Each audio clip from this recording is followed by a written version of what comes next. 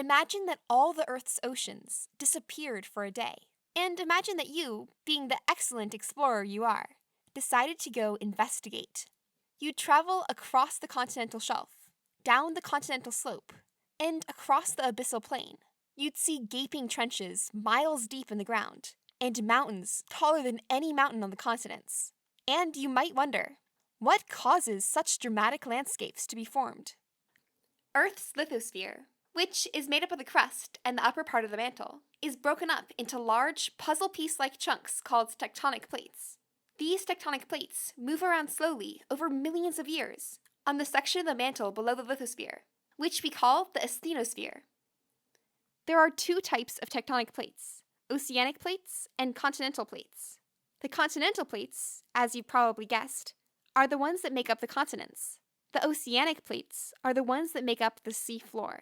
The main difference between oceanic plates and continental plates is the type of crust found on each plate. Oceanic crust and continental crust are made out of different kinds of rock. The continental crust contains a lot of granite, which is an igneous rock. This means that it was made out of rock that was once molten. The oceanic crust has a lot of basalt in it, which is another kind of igneous rock.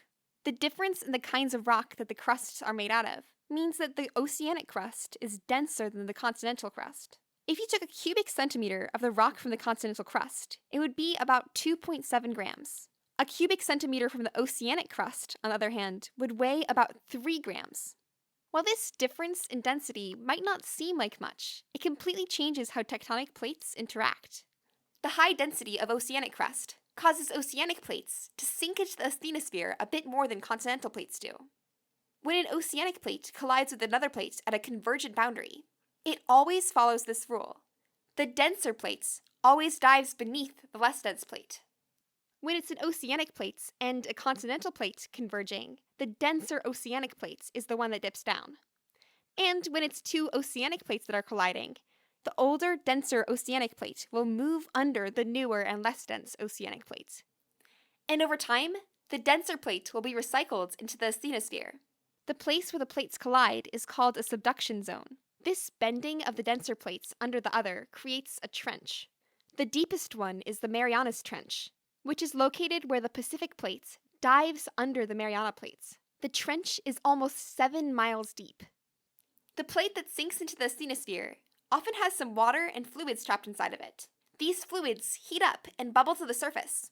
The hot fluids can cause sections of mantle rock to melt into magma, which then rises to the surface and creates volcanoes. And you might be wondering, if the seafloor is constantly being destroyed, then what keeps the Earth from shrinking? Well, new seafloor is constantly being created too. This happens when two tectonic plates move away from each other at a divergent boundary. When two plates diverge in the middle of an ocean, it creates a kind of underwater mountain range called a mid-ocean ridge. As the plates move apart at mid-ocean ridges, magma moves up, cools, and forms a new, younger lithosphere. You can think of this process like a really slow conveyor belt. New ocean seafloor is made at the ridges and moves away from them over millions of years. This means that the oceanic crust that is closest to the ridge is the youngest. And as it moves away from the ridge, the crust gets older and older. As it ages, the crust becomes cooler and more dense, and eventually it dips back down into the asthenosphere at the trenches. The seafloor is perhaps the most unexplored part of our planet, so if they do drain the ocean, and you go for a walk at the bottom of the sea, I hope you'll tell us all what it's like down there.